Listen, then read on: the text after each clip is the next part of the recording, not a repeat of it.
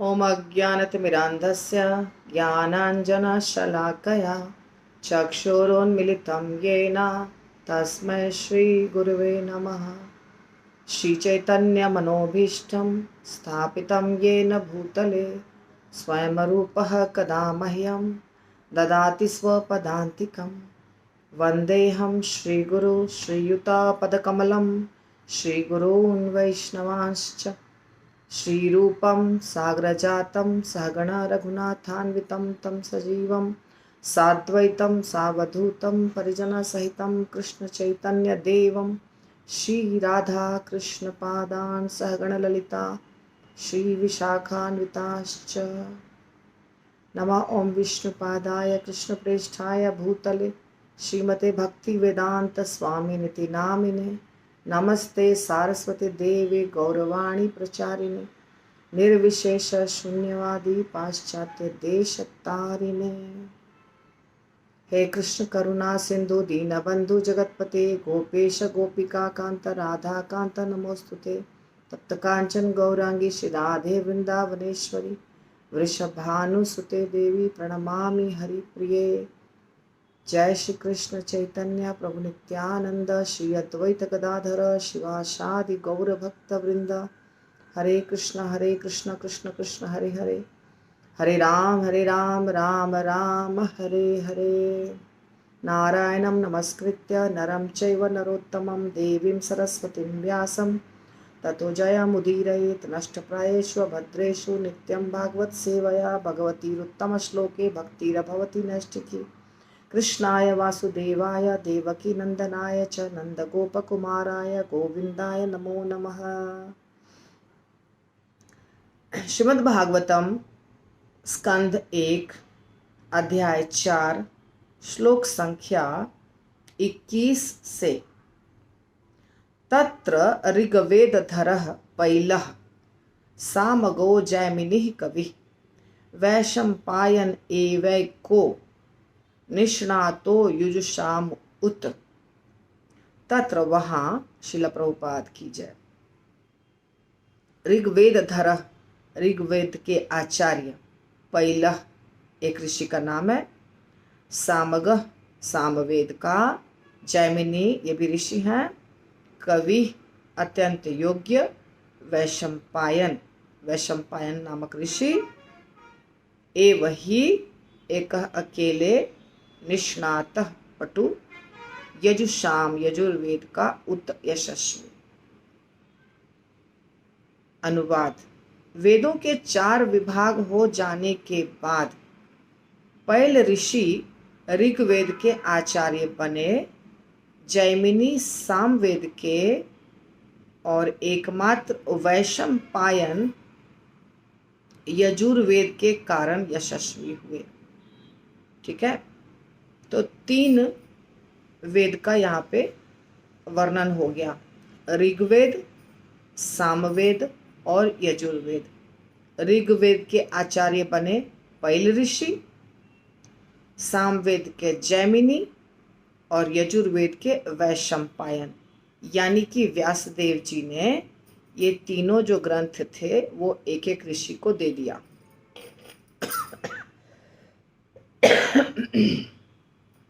अथर्व अंगिरसाम, अथर्व वेद अंगिरा मुनि को दिया। अथर्व अंगिरसाम आसीत सुमंतु दारुणः दारुणो मुनि इतिहास पुराणानां पिता मे रोमहर्षणः। सुमंतु मुनि अंगिरा, अत्यंत अनुरक्त रहने वाले सुमंतु मुनि अंगिरा को अथर्ववेद सौंपा गया और मेरे पिता रोमहर्षण को पुराण तथा इतिहास सौंपे गए। अभी आप देखिए एक चीज ध्यान से, सब जगह यहाँ लिखा गया है सूत उवाच, पर सूत 2 हैं, सूत गोस्वामी 2 हैं। एक है रोमहर्षण सूत और एक है उग्र श्रवा सूत। तो रोमहर्षण के पुत्र का नाम है उग्र श्रवा घटना ऐसे घटी थी। पहले तो ये जानिए कि रोमहर्षण जो थे ना, रोमहर्षण के पिता थे क्षत्रिय और माता थी ब्राह्मणी। ठीक है, तो ऐसे व्यक्ति को सूत कहा जाता है, सूत। तो इसलिए ये सूत थे रोमहर्षण। और व्यासदेव जी, व्यासदेव जी शिक्षा देते थे किसको? सिर्फ गुरु किसके बनते थे? क्षत्रिय के। ठीक है, तो व्यासदेव जी ने फिर भी इनको, सॉरी, व्यासदेव जी किसके गुरु बनते थे मुझे नहीं याद आ रही है, लेकिन व्यासदेव जी तो ब्राह्मण थे, पर व्यासदेव जी सूत को नहीं देते थे दीक्षा, उनको अपना शिष्य नहीं बनाते थे, इतना मुझे पता है। फिर भी व्यासदेव जी ने रोमहर्षण को अपना शिष्य बनाया। ठीक है, तो व्यासदेव जी का शिष्य बने रोमहर्षण सूत। सूत इसलिए हो गए क्योंकि इनके माता पिता मिक्स्ड थे, यानी कि पिता क्षत्रिय और माता ब्राह्मणी। तो इसलिए सिद्धांत के अनुसार इनको शिष्य नहीं बनाना चाहिए था, लेकिन फिर भी इन्होंने शिष्य बनाया इनको। और ये इतने ज़्यादा बुद्धिमान थे कि बहुत कम समय में इन्होंने सारे इतिहास और पुराण कंठस्थ कर लिए। सारे 18 पुराण कंठस्थ कर लिए, इतिहास कंठस्थ कर लिए। तो बहुत खुश थे व्यासदेव जी, और व्यासदेव जी जानते थे कि ये बहुत ज़्यादा इंटेलिजेंट हैं, इसलिए उन्होंने इनको शिष्य बनाया। तो एक बार नैमिषारण्य में जब यज्ञ करने के लिए सारे ऋषि मुनि बैठे, बहुत बड़ी संख्या में व्यासदेव जी को बुलाया, तो व्यासदेव जी ने कहा कि मेरी आवश्यकता नहीं है, मेरा जो शिष्य है रोमहर्षण, यही तुम लोग को कथा सुना देगा। तो रोमहर्षण सूत जो थे उनको व्यास आसन पर बिठाया गया, और रोमहर्षण सूत, यानी ये भी सूत गोस्वामी है। ठीक है, तो रोमहर्षण सूत कथा प्रारंभ किए। कथा प्रारंभ हुई, और इनकी कथा जब होती थी ना, इनका नाम पड़ा रोमहर्षण। क्यों पड़ा रोमहर्षण? क्योंकि जब ये कथा करते थे तो जो रोम होते हैं ना हमारे शरीर पर, रोएं, उनको रोम कहा जाता है, बाल। तो इतना खुश होता था व्यक्ति, और सिर्फ व्यक्ति नहीं, पशु पक्षी प्राणी सब खुश होते थे, सब इनकी कथा को सुनते थे।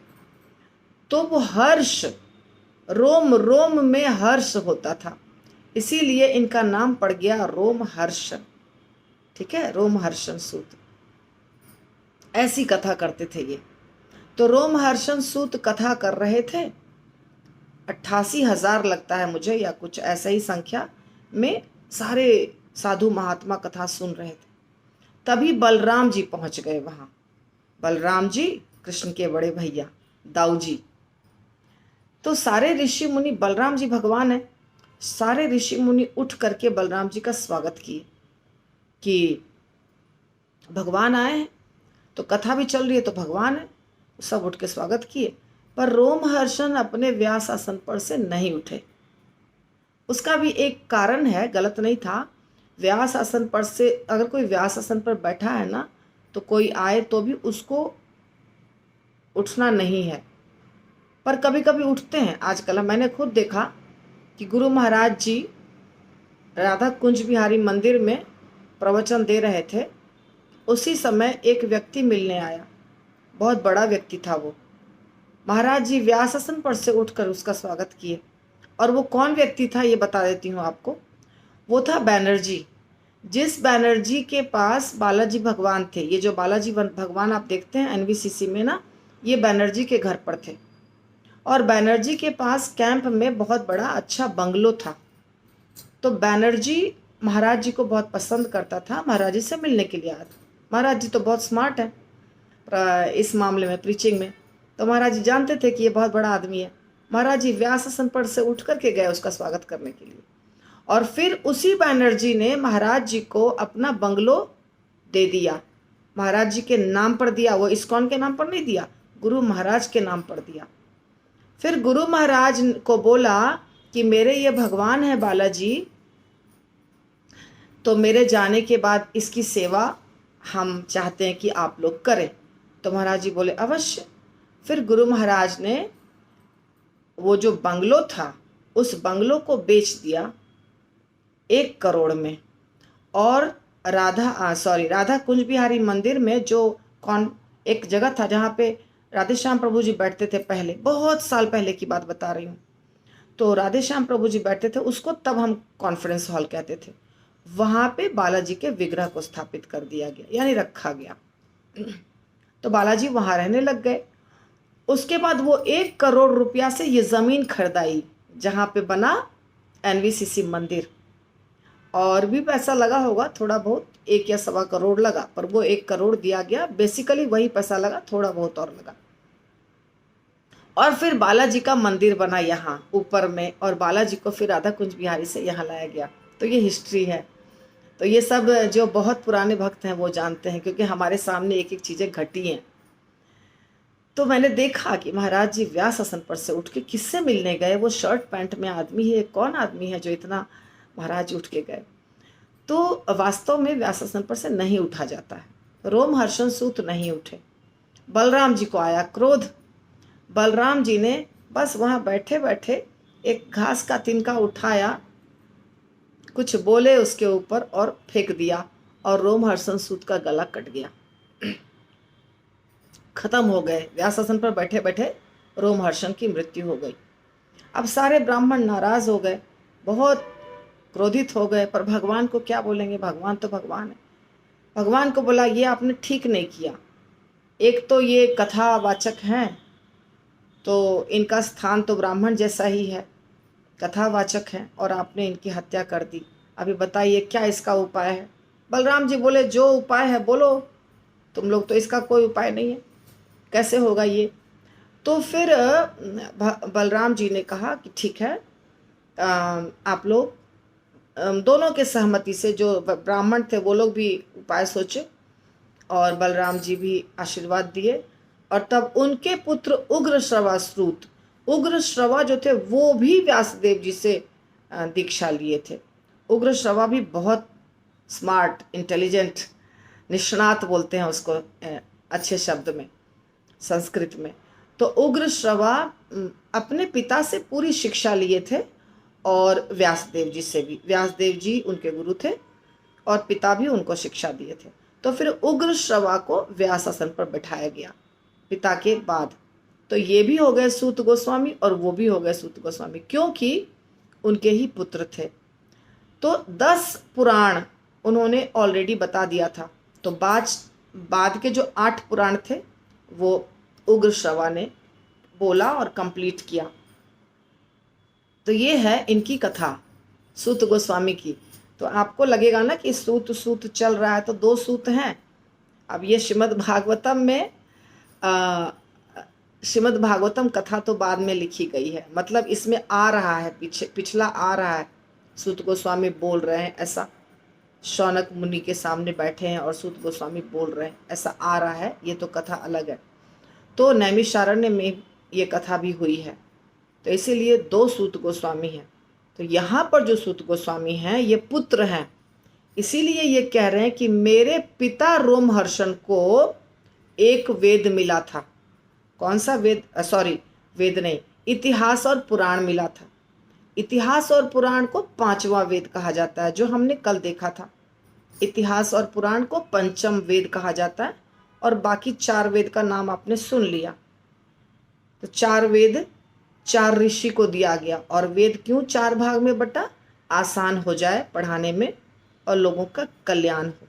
ठीक है, तो वेदों को तो ले लिया ऋषियों ने, और इतिहास और पुराण जो सूत गोस्वामी। इसीलिए जब भी आप देखेंगे कथा सुनेंगे तो सब जगह सूत उवाच है पुराणों में। पुराण जो हो रहा है ना, पुराण शिव पुराण, विष्णु पुराण, सब जगह सूत उवाच, क्योंकि उन्होंने कथा की थी, उनको दिया गया था। त एत ऋषियो वेदम स्वम स्वम व्यसन अनकेधा शिष्याः प्रशिष्याः तत्शिष्याः वेदाहते शाखिनः अभवन्। ते वे एते ये सब ऋषयः विद्वान वेदम विभिन्न वेदों को स्वम स्वम अपने अपने शिष्यों अपने अपने विषयों के व्यसन प्रस्तुत किया। अनकेधा अनेक, शिष्य गलत है, अनकेधा नहीं अनेकधा, स्पेलिंग मिस्टेक, अनेकधा। शिष्य है शिष्य, प्रशिष्य है शिष्यों के शिष्य, तथा शिष्य है उनके भी शिष्य, द्वारा वेदाहते उन वेदों के अनुयायी, शाखिनः विभिन्न शाखाएं अभवन इस प्रकार बनी। तो इन सब विद्वानों ने अपनी पारी में उन्हें सौंपे गए वेदों को अनेक शिष्यों प्रशिष्यों उनके भी शिष्यों को प्रदान किया, और इस प्रकार वेदों के अनुयायियों की अपनी अपनी शाखाएं बनी।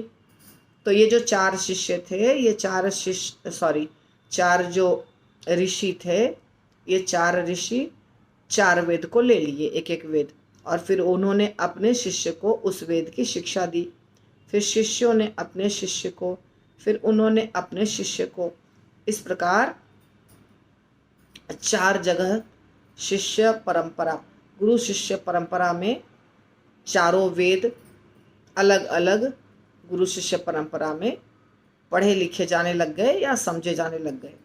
तो ऐसा चारों वेदों के साथ हो गया और अनेक शाखाएं बन गई, शाखाएं बन गई। ज्ञान का तो मूल स्रोत वेद है, ठीक है। त एव वेदा दुर्मेधः धार्यन्ते पुरुषैः यथा, एवं चकार भगवान व्यासः कृपणवत्सलः।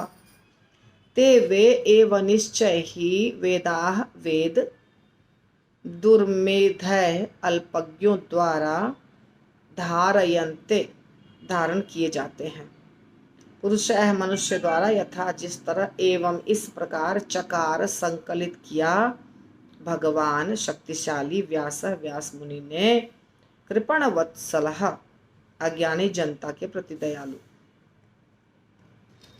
तो व्यासदेव जी दयालु थे, कृपालु थे। वो जानते थे कि अभी जो सामान्य मनुष्य है उनकी हालत क्या है, उनकी हालत बहुत खराब है।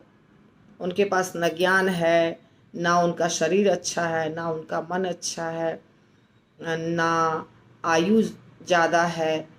और ये भी बताया गया, पहले व्यासदेव जी बता रहे थे ना कि सब दिखावा होगा, अब दिखावा के ऊपर, व्यवहार में दिखावा होगा, तो स्थिति खराब है। तो उनको दया आ गई। तो अज्ञान जन समूह पर अत्यंत कृपालु व्यासदेव ने वेदों का संकलन किया, जिससे कम ज्ञानी पुरुष भी उनको धारण कर सके। पर हम लोग के पास इतना कम ज्ञान है कि वेद तो बहुत दूर की बात है, श्रीमद् भागवतम भी समझ में नहीं आता। श्रीमद् भागवतम बहुत आसान तरीके से लिखा गया है, ये वैसा कठिन नहीं है ग्रंथ, फिर भी समझ में नहीं आता। और इसमें से भी लोग कहते हैं सिर्फ कथा बताइए, सिद्धांत बिल्कुल मत बताइए, सिर्फ कथा बताइए, भगवत गीता नहीं बताइए, श्लोका मत बताइए, तत्व ज्ञान मत दीजिए, केवल कथा करिए। अगर हम कथा करते हैं और कथा से जो शिक्षा मिल रही है उसको बोलते ही नहीं हैं, फिर क्या फ़ायदा होगा कथा का, बताइए। कथा इसलिए बताया गया है कि उस कथा से हमें शिक्षा मिलती है। तो ऐसे ही शिक्षा डिफ़िकल्ट हो जाता है तो कथा सुनकर शिक्षा लीजिए, ये है उद्देश्य। पर अभी इतना गिरावट हो गया है कि कथा सुनेंगे पर शिक्षा कुछ नहीं चाहिए हमको, थोड़ा भी दिमाग पे जोर नहीं डालना है, केवल कथा। तो केवल कथा से क्या होगा, कुछ ज्ञान प्राप्त नहीं होगा, कुछ बदलाव नहीं होगा हमारे अंदर। तत्व ज्ञान बहुत आवश्यक है, तत्व ज्ञान के बिना काम नहीं चलेगा। तो आगे कहते हैं सूत गोस्वामी, स्त्री शूद्र द्विज बंधु नाम त्रयी न श्रुति गोचरा, कर्म श्रेयसी मूढ़ानाम श्रेय एवं भवेद्दिह इति भारतम आख्यानम कृपया मुनिना कृतम। स्त्री यानी स्त्री वर्ग, शूद्र धार्मिक श्रमिक वर्ग जो लेबर क्लास होते हैं, श्रमिक श्रम करते हैं, जो शारीरिक शरीर से कार्य करते हैं, उनको कहा जाता है श्रमिक वर्ग। तो शूद्र से ये अभी तो कुछ नहीं हो गया, ऐसा बदल गया है, पर शूद्र का ये कर्तव्य था शरीर से कार्य करने का, क्योंकि उनके पास दिमाग कम था, ब्राह्मणों के पास दिमाग ज़्यादा था। इसलिए ब्राह्मण शरीर से कार्य नहीं करते थे, ब्राह्मण सिर्फ ज्ञान देते थे, शिक्षा देते थे। तो शूद्र जो होते हैं कम बुद्धि वाले होते हैं, इसलिए सब जगह ये चीज़ लिखा रहता है, स्त्री और शूद्र। उसके बाद द्विज बंधु नाम। द्विज बंधु क्यों? जन्म तो हुआ ब्राह्मण के खानदान में, पर ब्राह्मण वाला कोई ज्ञान प्राप्त नहीं किया, कोई कार्य नहीं कर रहे हैं, उसको ब्राह्मण नहीं कह करके द्विज बंधु कहा जाता है। द्विजों के मित्र। त्रयी तीन, न नहीं श्रुति गोचरा समझने के लिए, कर्म में, श्रेयसी कल्याण में, मूढ़ा नाम मूर्खों का, श्रेय परम लाभ, एवं इस प्रकार भवेत प्राप्त किया, यह इससे, इति इस प्रकार सोचकर, भारतम यानी महाभारत, आख्यानम ऐतिहासिक तथा कृपया महत अनुकंपावश मुनिना मुनि द्वारा कृतम पूरा हुआ। तो यह हो गया 5 वेद। 5 वेद के बाद हुआ एक ग्रंथ लिखा गया जिसका नाम हुआ महाभारत। तो महाभारत क्यों लिखा गया? तो महर्षि ने अनुकंपावश, अनुकंपा यानी करुणा, दया, करुणा करके, दया करके समझे व्यासदेव जी कि कैसे कल्याण होगा, इसीलिए यह हितकर समझा कि यह मनुष्यों को जीवन का चरम लक्ष्य प्राप्त करने में सहायक हो। इस प्रकार उन्होंने स्त्रियों, शूद्रों, द्विज बंधुओं के लिए महाभारत नामक महान ऐतिहासिक कथा का संकलन किया। महाभारत लिखा व्यासदेव जी ने कि महाभारत में व्यक्ति देखेंगे कैसे बुरा करने वालों का बुरा होता है, अच्छा करने वालों का अच्छा होता है। ये सब शिक्षा प्राप्त होगी, ज्ञान प्राप्त होगा, क्योंकि शूद्र जो होते हैं, स्त्रियां जो होती हैं और द्विज बंधु जो होते हैं, उनके पास दिमाग नहीं होता है, उनके पास बुद्धि नहीं होती है इतनी कि वो तत्व ज्ञान समझ सकें, वेदों को समझ सकें। तो कथा के माध्यम से वो समझेंगे, इसीलिए भरपूर कथा है इसमें, तो सब कुछ समझेंगे और ज्ञान प्राप्त करेंगे और अपना कल्याण करेंगे। इसलिए महाभारत की रचना की व्यासदेव जी ने। एवं प्रवृत्तस्य सदा भूतानां श्रेयसी द्विजाः सर्वात्म एकेन सर्वात्मकेन अपि यदा नातुष्य नातुष्यत हृदयं ततः। एवं इस प्रकार प्रवृत्तस्य संलग्न रहने वाले का, सदा सदैव, भूतानाम जीवों का, श्रेयसी कल्याण में, द्विजाः हे द्विजों, सर्वात्मकेन अपि सभी प्रकार से, यदा जब, न नहीं, अतुष्यत तुष्ट हो गया, हृदयम मन, ततः उस समय। हे द्विज ब्राह्मणों, यद्यपि वे समस्त लोगों के समग्र कल्याण कार्य में लगे रहे तो भी उनका मन नहीं भरा। श्रीमद् भागवतम तब तक नहीं लिखा गया था, उसके पहले महाभारत लिखा गया है। तो व्यासदेव जी ने महाभारत लिखा था, 5 वेद हो गए थे, यानी कि इतिहास, पुराण और वेद 4 सब हो गया था। सब कुछ होने के बाद भी संतुष्ट नहीं थे। अब महाभारत जो है तो विशाल ग्रंथ है। अभी आप देखिए, महाभारत सीरियल चला, सब लोग देखे महाभारत सीरियल, रामायण सीरियल, महाभारत में बहुत सारी चीजें हैं, भगवत गीता भी महाभारत का हिस्सा है, पर शिक्षा पॉलिटिक्स का लोग ले लेते हैं। उसमें जो पॉलिटिक्स है, उसमें जो डिप्लोमेसी है, उस शकुनी की चाल, उसके ऊपर ध्यान ज्यादा रहता है, भगवत गीता पे नहीं। भगवत गीता क्या, युद्ध के मैदान में 1.5 घंटे में भगवान ने भगवत गीता खत्म कर दी। मात्र 1.5 घंटे में अर्जुन कृष्ण संवाद हो गया। इतनी बड़ी शिक्षा प्राप्त कर ली, तो व्यासदेव जी संतुष्ट नहीं थे।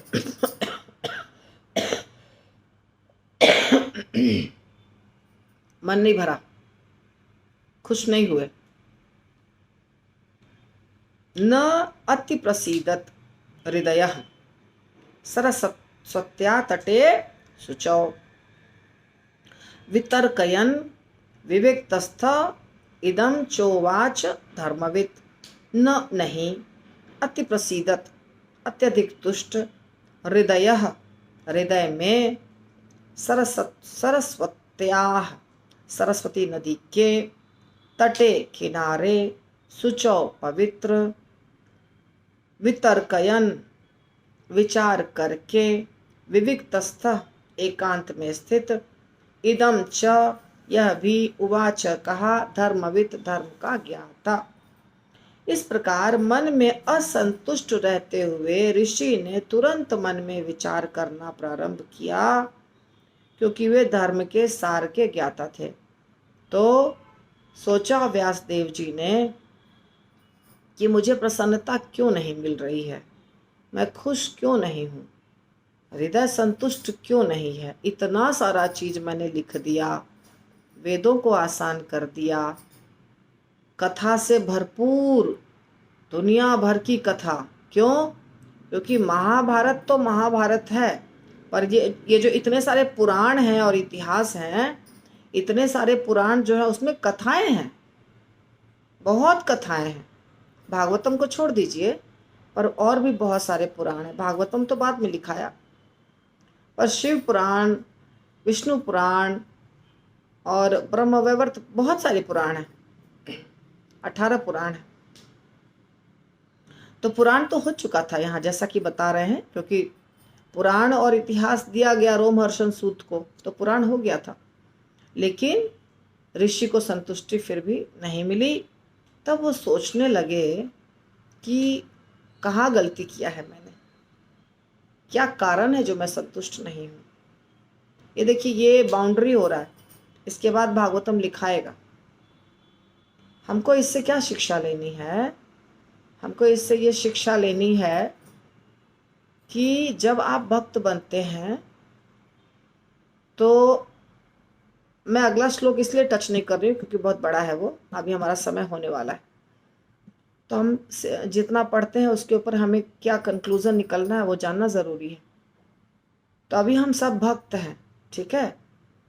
तो भक्तों को केवल 16 माला कर लिए जिसमें दिमाग लगता नहीं है, भगवान के लिए बना लिए भोग, उसमें भी दिमाग लगता नहीं है, चावल दाल रोटी सब्जी बना लिए, भोग लगा दिए, और बहुत तरह तरह के अच्छे अच्छे डिशेस भी बना लिए, बिना प्याज लहसुन का भी सब बनता है, बर्गर पिज़्ज़ा जो मर्जी है बना सकते हैं। सबका सल्यूशन ढूंढ के रखा है भक्तों ने। यहाँ तक कि उपवास के दिन, एकादशी के दिन भी सब बनता है। मैंने तो एकादशी का गुलाब जामुन भी खाया है, और इडली डोसे तो बनता ही है। तो तरह तरह का चीज़ सब भक्तों को बनाने आता है। वो खूब बना लिए और फिश प्रसादम कर लिए घर में भी, और लोगों को भी बुला के खिला दिया। उसमें भी दिमाग नहीं लगता है थोड़ा सा भी। यात्रा गए घूमने, उसमें भी दिमाग नहीं लगता है। बस खाओ पियो, परिक्रमा करो और मंदिर में दिया जलाओ, तो दिमाग कहीं लगता ही नहीं है, खर्च ही नहीं होता है दिमाग। और यही सब कार्य करने में भक्तों को बहुत आनंद आता है ना? और लगता है कि बस हम तो पूरी अच्छी भक्ति कर रहे हैं। ऐसे नहीं चलेगा, दिमाग कहाँ लगता है? शास्त्रों को समझने में दिमाग लगता है। तो थोड़ा सा दिमाग लगाना पड़ेगा, दिमाग को थोड़ा चालू रखना पड़ेगा कि यदि शास्त्र हैं, क्यों हैं, जन्म मृत्यु क्या है, भगवद गीता में भगवान ने ये सब क्यों बोला है, और ये दुनिया क्या है, दुनिया क्यों बनी है, थोड़ा तो सोचिए। और जब सोचेंगे तो उन सारे प्रश्नों के उत्तर आपको शास्त्र में मिल जाएंगे। जितना आपके दिमाग में क्वेश्चन उठेगा सबका उत्तर शास्त्र में है। लेकिन हम नहीं चाहते हैं दिमाग को खर्च करना थोड़ा भी।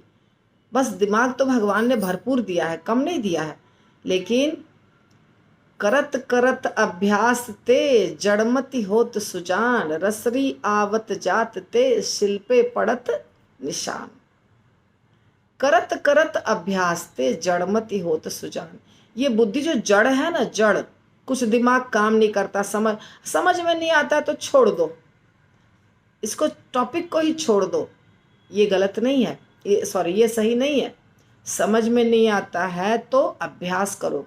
क्या कह रहे हैं ये जो कवि लिखे हैं, करत करत अभ्यास ते, अभ्यास करने से ये बुद्धि तेज बनेगी, प्रखर बुद्धि होगी, तीखी होगी। जैसे रसरी आवत जात ते सिल पर पड़त निशान। पत्थर होता है ना, कुआं, कुआं पे, कुआं जो होता है ना वो पत्थर का किनारा रहता है। यदि एक ही स्थान पर रोज आप बाल्टी खींचेंगे, रस्सी लगी हुई बाल्टी है ना, रस्सी रहता है जिससे बाल्टी को नीचे गिराएंगे, फिर पानी डाल के पानी लेके खींचेंगे रोज एक ही स्थान पर। अभी तो पुली है, पहले पुली नहीं था, पहले सीधे रस्सी डालते थे और खींचते थे। तो रस्सी इतनी मुलायम होती है और पत्थर इतना कठोर होता है, लेकिन जब रोज रोज रस्सी जाती है तो उस मुलायम रस्सी से भी पत्थर पर निशान बन जाते हैं। समझ में आई बात? अभ्यास करते करते कितना भी अनपढ़ आदमी सारा ज्ञान प्राप्त कर लेगा। कैसे? अभ्यास। लेकिन अगर ये टॉपिक डिफिकल्ट लगा, छोड़ दो। अरे नहीं समझ में आता, क्यों दिमाग लगाएं। क्लास में आ गए, बैठ गए पीछे में, और माता जी बोली हैं क्लास में आने, इसलिए बैठ जाते हैं। आधा घंटा, 1 घंटा, 1.5 घंटा जितना भी है खाली बैठे, पीछे तो गप्पे मारती हैं माता जी सब, और बस बैठ गए। माता जी चूँकि बोली हैं इसलिए आना पड़ेगा, कुछ उपाय नहीं है, आ करके बैठ गए, हंस रहे हैं, बोल रहे हैं। फिर बाद में प्रसादम के लिए देखिए 200 लोग 300 लोग चले आएंगे, कथा में नहीं आएंगे, और आएंगे भी तो सुनेंगे नहीं। थोड़े से लोग हैं जो ध्यान से सुनते हैं, ऐसा नहीं कि बिल्कुल नहीं सुनते हैं, कुछ लोग हैं जो ध्यान से सुनते हैं, बहुत कम, ज़्यादातर लोग नहीं। ध्यान से सुनेंगे तो प्रश्न उठेगा, प्रश्न उठेगा तो प्रश्न पूछेंगे, उत्तर जानने की इच्छा होगी, तो ध्यान देना चाहिए। व्यासदेव जी सोच रहे हैं, व्यासदेव जी इतने स्मार्ट थे, इतने बुद्धिमान थे, सारे शास्त्रों को लिखे हैं, पर व्यासदेव जी भी सोच रहे हैं कि कहाँ क्या क्या गलती किया है मैंने, क्यों मुझे संतुष्टि नहीं मिल रही है। इसी तरह हमारे जीवन में जो घटना घटती है, किसी से झगड़ा होता है, मनमुटाव होता है, घर के अंदर परेशानी होती है, घर के बाहर परेशानी होती है, मैनेजमेंट प्रॉब्लम होता है, शास्त्र समझ में नहीं आते हैं, कुछ भी होता है, उसके लिए बैठ के सोचना पड़ेगा कहाँ गलती किया मैंने। रास्ता आपको मिल जाएगा रास्ता, अगर आप बैठ के सोचेंगे और उसके ऊपर कार्य करेंगे। तो कार्य करना पड़ता है, सोचना पड़ता है, उसका रास्ता निकालना पड़ता है। व्यासदेव जी का भी रास्ता निकलेगा, वो जन कल्याण के लिए कर रहे हैं, अपने लिए नहीं कर रहे हैं। उनको तो सब कुछ पता है, उनको तो सारे वेद पता है, वही तो लिखे हैं। लेकिन मनुष्यों के लिए, कम बुद्धि वालों के लिए, हमें खुद का भी कल्याण करना है और प्रचार भी करना है, लोगों का भी कल्याण करना है। इसीलिए हम सबको थोड़ा दिमाग लगाना चाहिए, दिमाग से भी कार्य करना चाहिए। दिमाग से कार्य क्या होता है? दिमाग से कार्य मैंने बताया, 16 माला कर लेंगे, अच्छा अच्छा प्रसाद खा लेंगे, यात्रा में जाके घूम लेंगे, इसमें कहीं दिमाग नहीं लगा। दिमाग कहाँ लगेगा? प्रचार कार्य करेंगे तो दिमाग लगेगा, है ना। बुक डिस्ट्रीब्यूशन में दिमाग लगेगा, थोड़ा सा दिमाग लगाना पड़ेगा, कैसे बुक का वितरण करना है, उसके लिए दिमाग तो थोड़ा लगाना पड़ेगा, युक्ति लगानी पड़ेगी, और उस ग्रंथ को बेचने के पहले उसको समझना भी पड़ेगा। आपसे कोई प्रश्न पूछेगा ये बुक में क्या लिखा है, आप हमको बेचने आए हैं, कुछ तो मालूम होना चाहिए। तो मेरी आप सबसे विनती है कि दिमाग का प्रयोग करिए। ये भगवान ने बड़ा सोच समझ के बहुत कॉम्प्लिकेटेड मशीन बनाया है मनुष्य, जिसके पास बहुत तेज बुद्धि दी है, बहुत दिमाग तेज है, लेकिन इस्तेमाल नहीं करने के कारण उसमें जंग लग गया है। इस्तेमाल करने से वो जंग खत्म होगा। ठीक है। हरे कृष्णा। श्रील प्रभुपाद की जय। श्रीमद् भागवतम की जय।